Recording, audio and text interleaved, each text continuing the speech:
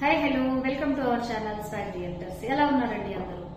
Secure properties కొనుక్కోవటం ఎలా, secure గా మన ప్రాపర్టీస్ ని సెలెక్ట్ చేసుకోవటం ఎలా, అసలు సెక్యూరిటీ అంటే ఏంటి, దీని గురించి కొన్ని విషయాలు మనం మాట్లాడుకోవడం జరుగుతుంది. ఒక ఓపెన్ ప్లాట్ లో ప్లాట్ అయినా సరే, ఒక కన్స్ట్రక్షన్ అయినా సరే, ఒక విల్లా ప్లాట్స్ అయినా సరే, ఏదైనా గానీ సెక్యూర్ గా ఎలా సెలెక్ట్ చేసుకోవాలనేది అందరికీ తెలిసిన విషయమేనండి. అంటే జనరల్ గా ఏం చూస్తారు, లింక్ డాక్యుమెంట్స్ చూస్తారు, లేకపోతే వెంచర్ లో ప్లాట్ ఉందా లేదా చూస్తారు, ఇదే కదా.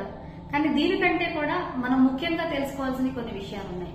ఒక ఓపెన్ ప్లాట్ గానీ, ఒక కన్స్ట్రక్షన్ గానీ, ఒక విల్లా ప్లాట్ గానీ ఏది కొనుక్కున్నా కూడా ఫస్ట్ ఆఫ్ ఆల్ మనకి ఏ సర్వే నెంబర్ లో వస్తుంది అనే దాన్ని మనం తెలుసుకోవాలండి. చాలా మంది ఆ విషయం కూడా తెలుసుకుంటారు, కానీ ఒక సర్వే నెంబర్ లో ఒక ఎకరమే రావచ్చు, 2 ఎకరాలు రావచ్చు, 10 ఎకరాలు రావచ్చు, 20 ఎకరాలు కూడా రావచ్చు.